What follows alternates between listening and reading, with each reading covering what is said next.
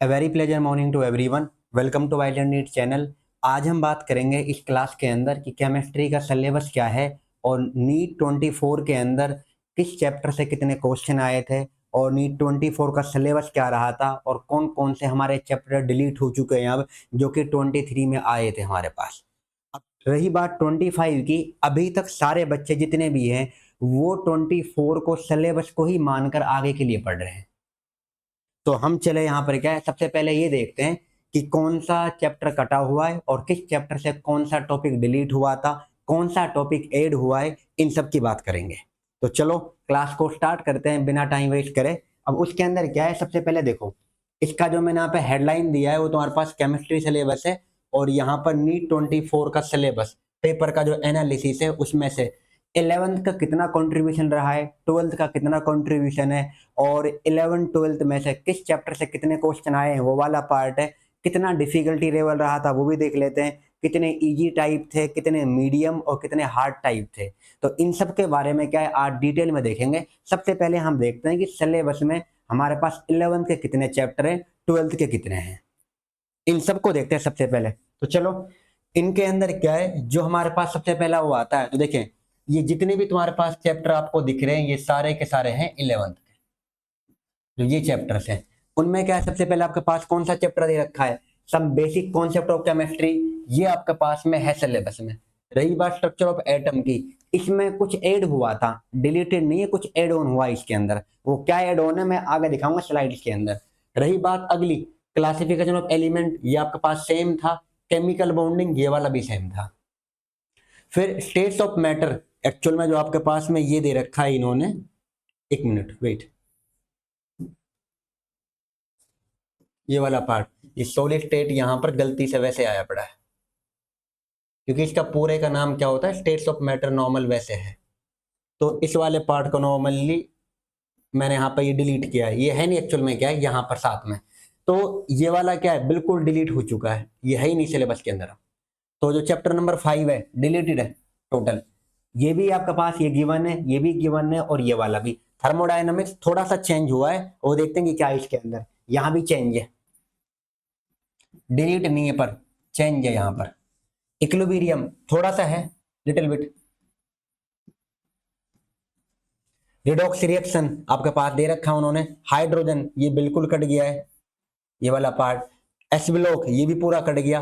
P block के अंदर भी हमारे पास में क्या है, ओनली इसका जो प्रॉपर्टी है कि एक्चुअल में इनकी फिजिकल प्रॉपर्टी क्या आता है, क्या केमिकल प्रॉपर्टी को डिलीट कर दिया, कौन कौन से प्रिपरेशन मेथड है वो सब भी कर रखे हैं।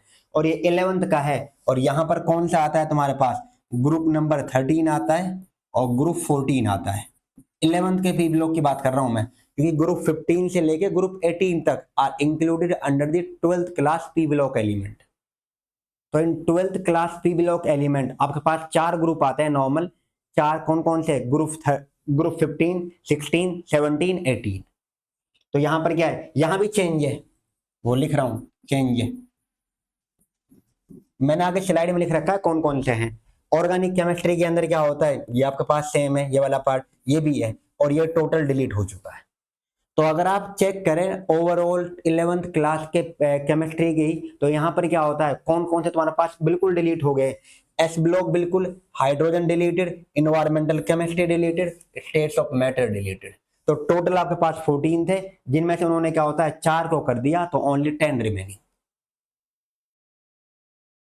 अगर हम बात करें 12th क्लास की, तो अब उसमें देखिए 12th में क्या दे रखा है उन्होंने।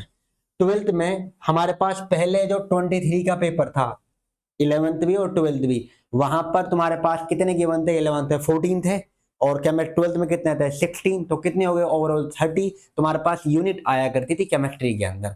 बट 11th में 4 को कर दिया और 4 डिलीट तो प्रॉपर ही कर दिए। फिर किसी चैप्टर में क्या हो रहा है, किसी टॉपिक को उड़ाया उन्होंने। पर इन्होंने क्या है इस बार इन्होंने 24 के अंदर वहां पर कुछ जो एड किया था, जैसे कि प्रैक्टिकल केमिस्ट्री को इंक्लूड कर दिया। कुछ चैप्टर कटे पड़े बिल्कुल, बट उन चैप्टर्स के जैसे कि हमारे पास सरफेस केमिस्ट्री है उनका दे रखा है लायोफिलिक लायोफोबिक 12th के अंदर, ये सब कैसे बनते हैं, तो उन्होंने प्रैक्टिकल केमिस्ट्री के अंदर लाकर उनको इंक्लूड कर दिया। तो वो कौन कौन से हैं वो भी यहाँ पर देखते हैं हम। तो चलो 12th की बात कर रहा हूँ। सॉलिड स्टेट बिल्कुल डिलीट हो चुकी है, है नहीं है, डिलीटेड है। सॉल्यूशन आपके पास सेम है। इलेक्ट्रोकेमिस्ट्री, इसमें भी थोड़ा सा चेंज है, और वो चेंज क्या है, क्योंकि इन जब आप चैप्टर को पढ़ोगे, यूनिट को पढ़ोगे, तो वहां पर एंड में आपके पास टॉपिक आता है कोरोजन, वो वाला इन्होंने डिलीट कर दिया है। फिर सरफेस केमिस्ट्री, ये बिल्कुल डिलीटेड है। केमिकल काइनेटिक्स इंक्लूडेड है, सेम है, ये वाला है, ये वाला है, तो दो तुम्हारे पास, और ये सॉल्यूशन भी है। ये वाला इसको मेटलर्जी कहते हैं, बिल्कुल डिलीटेड।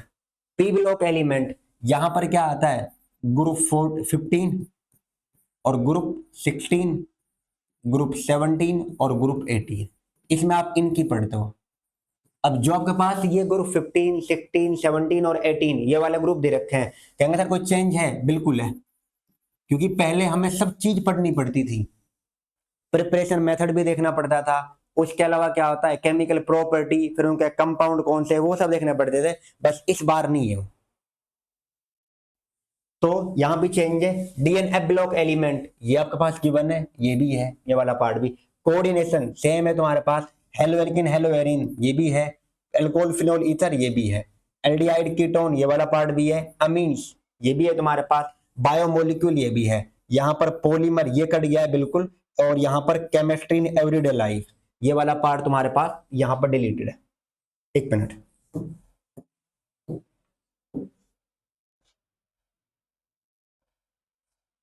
देखिए एक्चुअल में आपके पास में क्या है, जो एक केमिस्ट्री इन एवरीडे लाइफ वाला पार्ट है,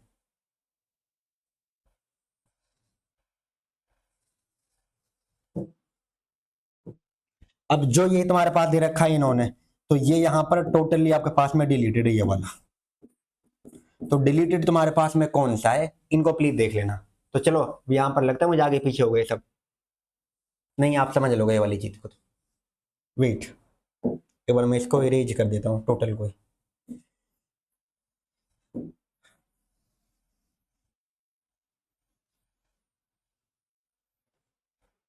देखिए ये वाला डिलीट किया था सॉलिड स्टेट उन्होंने, और कौन सा करा था इनके अंदर, ये वाला भी डिलीटेड है टोटल।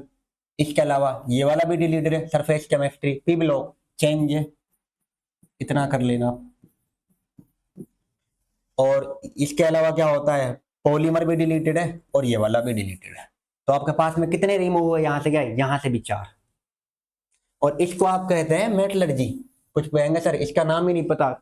एक्चुअल में बताऊं, 12th क्लास में जब 23 के अंदर तुम्हारे पास जब पेपर हुआ करता था, जो बोर्ड के स्टूडेंट्स है उनको ये नहीं पता मेटलर्जी किसे कहते हैं। तो एक्चुअली मेटलर्जी का हम इसी को नाम बोलते हैं, general principle and process of isolation of the element, ये मेटलर्जी कहते हैं इसे। तो ये डिलीटेड हो चुका है आपके पास। तो ओवरऑल 16 में से आपके पास में कितने डिलीट हो गए बताइए? तो तुम्हारे पास है 5। तो कितने यहाँ पर रिमेनिंग है, ओनली 11। और 11th में कितने थे तुम्हारे पास में 10। तो ओवरऑल अगर आप देखें तो 21 इंक्लूडेड है। तो 9 चैप्टर्स डिलीट हो चुके हैं। चैप्टर्स ने एक्चुअली केमिस्ट्री में यूनिट्स कहते हैं हम, तो आपके पास में 9 यूनिट्स मतलब गायब कर दी उन्होंने। अब अगर हम देखें वो कौन कौन से टॉपिक को यहाँ पर डिलीट किया है, कौन सा पार्ट है, कहाँ पे क्या चेंज है, उनको देखते हैं। और ये सब पार्ट दे रखे हैं, कहेंगे सर ये क्या है, ये सारे हैं, यहां भी चेंज। तो चलो देखते हैं हम इसके अंदर क्या है। फिजिकल केमिस्ट्री के अंदर अब बात करते हैं ओवरऑल। फिजिकल केमिस्ट्री के अंदर क्या है, इनऑर्गेनिक केमिस्ट्री में क्या है, ऑर्गेनिक केमिस्ट्री में क्या है। सारे बच्चों को नॉर्मल इतना तो पता ही, केमिस्ट्री हमारी जो होती है 3 इस पार्ट में डिवाइड होती है। One is called as physical chemistry, other is called as inorganic chemistry and last one is called as organic chemistry. अब सबसे पहले हम देखते हैं कि कौन से चैप्टर, अब ये ओवरऑल बात है 11th और 12th की, कि फिजिकल में कौन सा चैप्टर किसके अंदर है और कहां पे कौन सा हुआ है। तो देखा यहाँ पर सम बेसिक ऑफ केमिस्ट्री, इसके अंदर यहाँ पर ओमिटेड मीन जो डिलीटेड है, कौन सा पार्ट हुआ है, और यहाँ पर कौन सा ऐड हुआ है। तो ये एग्जैक्ट तुम्हारे पास सेम ही है। फिर स्ट्रक्चर ऑफ एटम को अगर चेक करें इस वाले पार्ट को, तो इसमें क्या है तुम्हारे पास में, क्या उन्होंने ऐड किया है, elementary idea of quantum mechanics. जहां पे आप पढ़ोगे नॉर्मली क्या आता है, क्वांटम नंबर्स के बारे में, उन्होंने इसको इंक्लूड कर दिया। और इसके अलावा क्या होता है यहाँ पर साई एंड साई स्क्वायर, और क्या फर्क पड़ता है तुम्हारे पास में जब इलेक्ट्रॉन का 1s और 2s ऑर्बिटल्स के अंदर, उसको ऐड किया है। तो इसको देखेंगे यहाँ पर जब पढ़ेंगे, बट उसके बाद अब देखा यहाँ पर अगले में क्या है, इक्विलिब्रियम में थोड़ा सा यहाँ पे क्या है, कोई चेंज नहीं दिखाया उन्होंने, ये दे रखा है। थर्मोडायनामिक्स में क्या चेंज है, जो कटा है वहां से जो डिलीट हुआ है, enthalpy of dilation and third law of thermodynamics, इस वाले पार्ट को उन्होंने डिलीट किया है। अगर अगले को हम देखें, स्टेट्स ऑफ मैटर, देखो पूरा ही चैप्टर डिलीट हो चुका है, पढ़ना ही नहीं इसमें तो कुछ भी, यहाँ पे थोड़ा सा चेंज था, ये इंक्लूडेड है अंडर द फिजिकल केमिस्ट्री। अगले को अगर देखें हम, 12th क्लास में आता है सॉलिड स्टेट, ये 12th के हैं, वो आपके पास जो चल रहे थे वो 11th के थे। सॉलिड स्टेट है, बिल्कुल कट गया है, पढ़ना ही नहीं बिल्कुल भी। केमिकल काइनेटिक्स सेम, सॉल्यूशन भी सेम, और रिडॉक्स के अंदर और इलेक्ट्रोकेमिस्ट्री, जो एक्चुअली कोरोजन टॉपिक है, ये इलेक्ट्रोकेमिस्ट्री में आता है, और ये यहां से तुम्हारे पास में डिलीट हो चुका है। तो ये टॉपिक डिलीट हुआ है। अब मैं आपसे यही तो कह रहा था, कहीं पर तो उन्होंने एनटीए वालों ने क्या करा था कि पूरा चैप्टर, पूरी यूनिट को डिलीट कर दिया, और कहीं पर यूनिट के अंदर किसी टॉपिक को डिलीट किया है। अब जैसे कि इलेक्ट्रोकेमिस्ट्री के अंदर, और आपके पास अभी मैंने बताया था थर्मोडायनामिक्स के अंदर एंथैल्पी ऑफ डाइल्यूशन है, थर्ड लॉ ऑफ थर्मोडायनामिक्स है, इनको डिलीट कर दिया। थर्मोडायनामिक्स आप फिजिक्स में भी पढ़ते हैं और आप केमिस्ट्री में भी पढ़ते हैं। तो यहां पर देखें आगे इलेक्ट्रोकेमिस्ट्री, ये तुम्हारे पास सेम है, ये वाला पार्ट।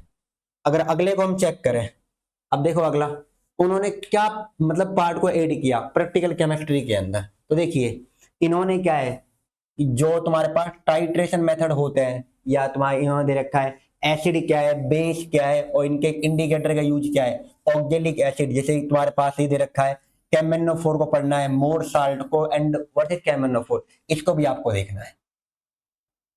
ये उन्होंने क्या होता है डिफरेंस दे रखा है, ऑक्जेलिक एसिड और कैमेनोफोर, और मोर साल्ट वर्सेस कैमेनोफोर। तो इन्होंने प्रैक्टिकल केमिस्ट्री के अंदर इन्होंने इसको ऐड किया। अगला देखिए एंथैल्पी ऑफ सॉल्यूशन, इसको ऐड किया उन्होंने। अब अगला क्या है एंथैल्पी ऑफ न्यूट्रलाइजेशन, इसको उन्होंने क्या है, इसको हमें देखना है, इस वाले पार्ट को। अगला kinetic study of reaction of iodide ion with the hydrogen peroxide at room temperature, ये एक्चुअल में क्या है तुम्हारे पास केमिकल काइनेटिक्स वाला पार्ट, ये प्रैक्टिकल केमिस्ट्री में इन्होंने ऐड किया है। क्योंकि तुमने कहा तो था कि 24 के अंदर उन्होंने प्रैक्टिकल की तरफ ज्यादा वो किया है, फोकस किया है, तो उन्होंने इसको वो किया है, ये प्रैक्टिकल केमिस्ट्री में ऐड हुआ। अगला अगर हम देखें, अब देखिए इनऑर्गेनिक केमिस्ट्री की बात करते हैं। इनऑर्गेनिक केमिस्ट्री के अंदर आपके पास में जो पहला चैप्टर आता है 11th क्लास का, वो दे रखा है classification of element and periodicity in property, जहां पर कोई चेंज नहीं है इसके अंदर। फिर अगला दे रखा है तुम्हारे पास chemical bonding and molecular structure, बहुत इंपॉर्टेंट है ये, क्योंकि तुम्हारे पास सारे इंपॉर्टेंट है वैसे, बट इस चैप्टर ये जो तुम्हारे पास ये यूनिट है, ये सबसे ज्यादा है इनऑर्गेनिक केमिस्ट्री में। आगे देखेंगे हम, इसे नीट में 3 से लेकर 4 क्वेश्चन पूछे जाते हैं। अगली की तरफ देखें, एस ब्लॉक बताया था तुम्हें, बिल्कुल उड़ा दिया। पी ब्लॉक में अब देखो क्या उन्होंने काट दिया, जैसे कि तुम्हारे पास उनके कंपाउंड्स क्या होते हैं, इनको काट दिया। फिर क्या प्रिपरेशन मेथड्स होते हैं, कैसे कैसे बनती है, सारे के सारे वो सब काट दिया। उनकी प्रॉपर्टी और यूज क्या है, सबको उड़ा दिया। तो सिर्फ आपको तो नॉर्मली पढ़ना है, जैसे कि इलेक्ट्रॉनिक कॉन्फ़िगरेशन क्या आता है, उनकी डेंसिटी क्या होती है, एटॉमिक साइज क्या होता है, आयनाइजेशन एनर्जी क्या होती है, इन सब प्रॉपर्टी को देखना है ओनली। तो ये पूरे पी ब्लॉक की बात है, चाहे 11th का हो चाहे 12th का हो, दोनों के पी ब्लॉक के अंदर क्या होता है, ये प्रॉपर्टी कटी हुई है। डीएनए ब्लॉक में कोई चेंज नहीं है, सारा पढ़ना है, और यहां पर बता दिया। अगले को अगर देखें हम, कोऑर्डिनेशन कंपाउंड, कोई चेंज नहीं है। मेटलर्जी देखो, यहां पर मेटलर्जी नाम गिवन है। अब कहेंगे सर वो कौन सा है, मैं आपसे भी तो कह रहा था, ये इसी चैप्टर का नाम है, general principle,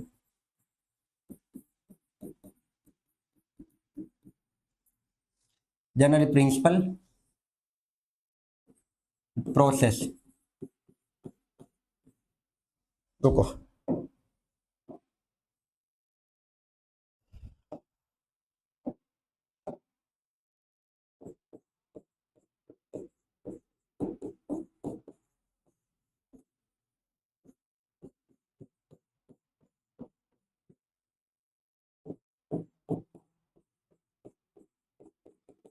isolation of element, तो ये वाला पार्ट, ये चैप्टर का नाम एक्चुअली। सर इतना बड़ा नाम हमें वैसे ही नहीं पता, ये मेटलर्जी कहते हैं इसी को, तो एक कटा पड़ा है, सर क्यों बताया, वैसे भी कटा हुआ है। अरे तुम्हारे लिए मत, ताकि फिर तुम बाद में ये ना कहो कि हमें पता ही नहीं था कि कौन सा चैप्टर हुआ हो। मेटलर्जी वाला हाइड्रोजन बिल्कुल डिलीट हो गया। 11th क्लास का, ये 12th क्लास का था, ये भी 12th क्लास का। अगर आप वैसे देखें सर ये किस में है, ये 12th, ये कहाँ पर है 11th। अगला देखिए, फिर इन्होंने जो एड किया इनऑर्गेनिक केमिस्ट्री के अंदर प्रैक्टिकल केमिस्ट्री में, क्योंकि वो हमने बात करी फिजिकल केमिस्ट्री की। अब देखिए किसके अंदर, इनऑर्गेनिक कंपाउंड, जैसे कि मोर साल्ट को कैसे बनाते हैं वो आपको देखना है, पोटाश एलम को कैसे बनाते हैं इसको हमें देखना है। अब आप शायद नाम सुनेगा, नॉर्मली क्या होता है फटकड़ी जिसको हम कहते हैं, वो एक्चुअली यही है तुम्हारे पास में। पोटाश एलम वगैरह क्या होती है, K2SO4.L2SO4 इन सब की बात हम करेंगे बाद में, बट यहाँ देखा कैसे बनाते हैं। फिर क्वालिटेटिव सोल्ट एनालिसिस में दे रखा है कि क्या है इनका। फिर तुम्हारे पास कैटायंस और एनायन, इनके लिए कौन कौन से तुम्हारे पास टेस्ट वगैरह है उनको देखा है इन्होंने। अब जैसे कि यहाँ पर लेड+2, कॉपर+2, एल्यूमिनियम +3, आयरन +3, जिंक +2, निकल +2, कैल्शियम +2, बेरियम+2, मैग्नीशियम +2। ये वाला तो हमारे पास कैटायंस है। एनायन से बात करें तो हमारे पास CO negative, H2 negative, SO4 negative, NO3 negative, Cl negative, Br negative, I negative. और इन्होंने किसको यहाँ पे इंसोल्यूबल, हाँ जो सॉल्ट इंसोल्यूबल होते हैं उनको एक्सक्लूड कर दिया है। दो तरह के सोल्ट है तुम्हारे पास, एक होता है सोल्यूबल, एक होता है इंसोल्यूबल। तो इंसोल्यूबल सोल्ट को उन्होंने हटा दिया, एक्सक्लूड कर दिया है, इंक्लूडेड नहीं हो। अगले को देखो, ये है ऑर्गेनिक केमिस्ट्री। ऑर्गेनिक केमिस्ट्री के अंदर अगर हम बात करें नॉर्मल, तो सबसे कम चेंज हुआ एक तरह से। जैसे कि इसमें दे रखा है इन्होंने some basic concept of chemistry, ये गलत है, हाँ sorry, some basic principle of, मुझे लगा 11th का पहला चैप्टर का नाम है जो कि फिजिकल में आता है। यहां पर है some basic principle of organic chemistry, ये वाला पार्ट। इसमें कोई चेंज नहीं है जो 11th के अंदर आता है। और जहां पर आप सारी चीजें पढ़ते हो, आई पे एक नेम वगैरह, आइसोमेरिज्म, सारी चीजें इसके अंदर आ जाती है हमारे पास, जिसको हम कह रहे हैं यहाँ पर some basic principle of organic chemistry.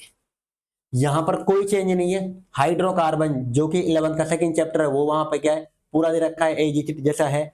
Organic compound containing halogen, कहेंगे सर ये कौन सा चैप्टर है, नाम सुना होगा सबने, हेलो एल्केन एंड हेलोवेरिन, यही नाम लिखना था ना, तो भाई वही तो नाम है। उन्होंने क्या लिखा है, जो कंपाउंड जिनमें हेलोजन होता है, अगर स्ट्रेट चेन होती है, तुम्हारे पास एलिफेटिक चेन है और उसमें हेलोजन है तो आप हेलो एल्केन कहते हैं, और अगर रिंग है उस पे हेलोजन है दैट इज कॉल्ड एज हेलोएरिन, तो वही तो नाम चेंज करके दे दिया। और 12th क्लास का ये पहला चैप्टर ऑर्गेनिक केमिस्ट्री का सेकंड बुक के अंदर, ये 12th का है, ये 11th का थे, ये 11th, ये भी 11th, और ये 12th है, ये भी 12th। तो हेलो एल्केन एंड हेलोएरिन,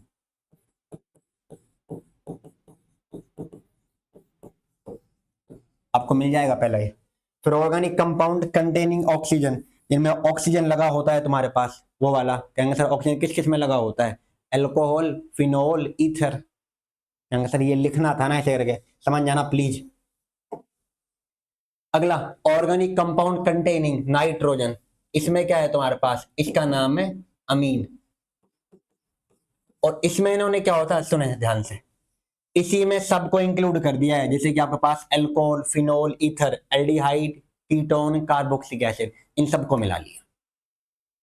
तो ये सबको इंक्लूड कर रहा है यहाँ पर। आपके पास देखो एल्कोहल, ये एल्कोहल होती है सर, कहाँ से एल्कोहल है, आर वेरिएबल को थोड़ा सा पता होगा 12th वालों को, ये बेसिक, 11th वालों को ये पता होगा। एल्कोहल, फिनोल में तुम्हारे पास में क्या है, आप बेंजीन के ऊपर OH लगा दीजिए। फिर ether, ROR, aldehyde, RCHO, ketone तुम्हारे पास में C डबल बॉन्ड OR कर ले आप, मैं RCOR कर देता हूं। उसके बाद कार्बोक्सिलिक एसिड, C OOH, आप R के साथ जोड़ दीजिए। तो ये सब, इसके अलावा और भी है, ये एल्डिहाइड, कीटोन, कार्बोक्सिलिक एसिड, क्योंकि अलग यूनिट दे रखी होगी उन्होंने, 12th में दे रखी है। एल्कोहल यहाँ पे ये रहा, फिनोल और ईथर इनकी अलग यूनिट है, और इसकी अलग यूनिट थी तुम्हारे पास। ये 12th का फर्स्ट चैप्टर है, और मतलब सेकंड बुक में ऑर्गेनिक केमिस्ट्री का बता रहा हूँ। ऑर्गेनिक केमिस्ट्री के अंदर सेकंड बुक में जब आप ओपन करेंगे तो आपको सबसे पहले यही नाम मिलेगा हेलोवेरिन हेलोवेरिन। उसके बाद दूसरा नाम एल्कोहल फिनोल ईथर का, उसके बाद third name aldehyde ketone carboxylic acid. तो ये उनका नाम, इसी में सारे इंक्लूड कर दिए थे। कहेंगे सर उससे ज्यादा तो आपने इसमें उलझा दिए, हम कुछ नहीं है, 12 था। अगला देखें, ये अमीन वाला पार्ट है, biomolecule no change, purification and characterisation of organic compound, कैसे आप उन्हें प्यूरिफाई करते हैं, उनकी प्रॉपर्टी क्या है, ये वाला पार्ट। अगला इन्वायरमेंटल केमिस्ट्री, देखो जिसको मैं बताया था आपको पहले भी, कटा पड़ा है 11th का, ये तो पॉलीमर 12th का है, बिल्कुल डिलीट हो गया। केमिस्ट्री एडोलैब 12th का, ये भी डिलीटेड हो गया। तो ना ये पढ़ना, ना ये और ना ये डिलीटेड है। अगर अगले को देखें, अब देखिए सबसे पहले नीट जो आपके पास 24 का पेपर था, उसमें कितना पेपर इसमें लिखा हुआ है तुम्हारे पास कि इजी कितना परसेंट है, डिफिकल्टी कितनी है और मीडियम कितना था। अगर आप पेपर को देखें 24 आप नीट का जो आपका पेपर है, तो ये नीट 24 के पेपर में इजी तुम्हारे पास बहुत ही कम पोर्शन है। इजी कितना परसेंट दिखा रखा है उन्होंने, 32%। उसके बाद मीडियम कितना दे रखा है तुम्हारे पास में, क्या था 48। और एक्चुअल में जो हम सब अटकते हैं वो 48% वाले में, मीडियम में अंदर ही हमें लगता है कि मीडियम का जो दे रखा है इन्होंने क्या होता है, ये हार्ड वाले में आता है। डिफिकल्ट 20%, तो डिफिकल्ट का लेवल तुम्हारे पास 20% था। तो ये ओवरऑल इसका यहाँ पर ये बताया कि किसमें कितना परसेंट वो दे रखा है। तो ये 24 का है, इसके अंदर इजी कितना है, मीडियम कितना और डिफिकल्टी कितनी है आपके पास, ये वाला पोर्शन। अगला देखिए, अब ये देखते हैं कि जो आपके पास में किस मतलब चैप्टर से कितने आए थे, किस तरह के क्वेश्चन आए थे, 11th का कितना कंट्रीब्यूशन है, 12th का कितना कंट्रीब्यूशन है पेपर के अंदर। तो देखिए अगली स्लाइड को, केमिस्ट्री में 12th का कितना पोर्शन आया है, देखिए जो ये कहते हैं सर 12th कम आती है, 11th हमारे पास ज्यादा आती है। तो यहाँ पर केमिस्ट्री के अंदर देख लीजिए 12th का कितना कंट्रीब्यूशन रहा है, 54%। उसके बाद 11th का कितना रहा है, 46%। तो केमिस्ट्री के अंदर आपके पास 12th ने ज्यादा कंट्रीब्यूट किया इन 2024 पेपर के अंदर। अब देखते हैं किस तरह के क्वेश्चन आए थे, मतलब हमारे पास सिंगल चॉइस वाले कितने थे और स्टेटमेंट वाले कितने थे, मैच दी कॉलम कितने थे और असर्शन रीजन वाले कितने थे। इनको देखते हैं थोड़ा बहुत, यहाँ पर क्या है हमें इतना पता चल जाएगा किस तरह के पेपर में क्वेश्चन आते हैं। देखिए सब्जेक्ट तुम्हारे पास में क्या आता है, टोटल हमारे पास पेपर में कितने क्वेश्चन आते हैं, 50। तो 50 क्वेश्चन टोटल आते हैं। अब इनमें से आपके पास, आपको पता है सर कि जो हमारे पास होता है, एक तो होता है सेक्शन ए और एक कौन सा होता है हमारे पास, सेक्शन बी। सेक्शन ए में कितने क्वेश्चन होते हैं, 35 क्वेश्चन। और जो सेक्शन ए वाले होते हैं 35 क्वेश्चन, ये सारे कंपलसरी होते हैं, मतलब सारे करने होते हैं। यहां पर आपके पास गिवन कितने होते हैं, गिवन वो आपके पास होते हैं 15 क्वेश्चन। और अटेम्प्ट आपको कितने करने पड़ते हैं, 15 में से 10। तो इस वाले 10 में आपको 10 करने पड़ते हैं आउट ऑफ 15। तो यहां पर आपके पास ऑप्शन है 5 क्वेश्चन का। और एक्चुअल में बताऊं, जो आपके पास है पेपर जो डिफिकल्ट वाला क्वेश्चन डालते हैं, सेक्शन ए में 1-2 क्वेश्चन डाल देते हैं, वरना वो सेक्शन बी की तरफ ही मूव करते हैं, जहां आपको डिफिकल्टी लेवल थोड़ा सा दिखाएंगे क्वेश्चन के अंदर। अब इसमें देखो उन्होंने क्या होता है, स्टेटमेंट वाले आपके पास में कितने थे, स्टेटमेंट वाले आपके पास में जो क्वेश्चन उन्होंने दिए थे वो दे रखे 5। सिंगल चॉइस वाले 37, सारे ये थे तुम्हारे पास मैक्सिमम पोर्शन। मल्टी स्टेटमेंट वाला हो एक दे रखा था, असर्शन रीजन इसमें से एक भी नहीं आया, वैसे आ जाता है। अगला मैच दी कॉलम 7, तो टोटल क्वेश्चन ये आपके पास है 50 ये बन रहे थे।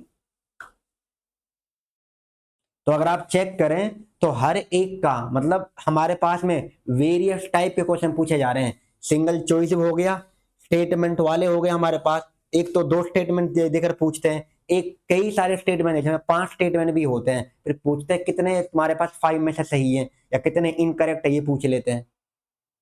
फिर मैच दी कॉलम वाले पूछ लिए, तो हर वेराइटी का क्वेश्चन पूछ रहा है आपसे। इसीलिए हमें केमिस्ट्री के लिए बहुत अच्छे से प्रिपेयर करना है। देखें अगले,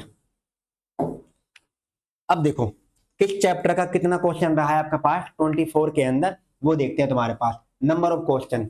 अब देखो इलेक्ट्रोकेमिस्ट्री किसके पार्ट है तुम्हारे पास, 12th का पोर्शन है, रिडॉक्स 11th का है, chemical bonding 11th, aldehyde ketone 12th, इसका भी नाम ले आता हूं आपको RCHO, ये तो CHO, ketone CO, carboxylic acid COOH, some basic concept chemistry 11th, DNF block 12th, thermodynamics 11th, chemical kinetics 12th, some organic chemistry 11th and classification of element 11th। तो ये वाला। अब देखिए कितने क्वेश्चन आए इलेक्ट्रोकेमिस्ट्री से, 2, इससे रिडॉक्स से एक पूछ लिया, ज्यादा बड़ा चैप्टर नहीं है, मतलब छोटा ही है एक्चुअल में, ये यहां से एक पूछ लिया उन्होंने।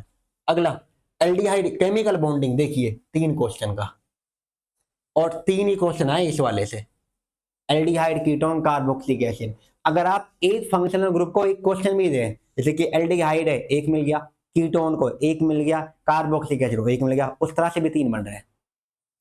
फिर देखें some basic concept of chemistry, इस वाले से जो कि फिजिकल केमिस्ट्री वाला पार्ट है, यहां पर कितना दिया उन्होंने, क्या होता है 3 क्वेश्चन, जिसको आप कह रहे हैं सर इसको हमने नाम में देखा हुआ है मोल कॉन्सेप्ट। जो आप मोल कॉन्सेप्ट कहते हैं उसके लिए यही है, आप इसी को कहते हैं मोल कॉन्सेप्ट। थर्मोडायनामिक्स देखिए 3, DNF ब्लॉक से इसका वेटेज बढ़ रहा है। अब अगर आप पहले पेपर में जाकर देखिए तो इससे इतने क्वेश्चन नहीं आते थे, यहां पे 4 क्वेश्चन पूछ लिए उन्होंने।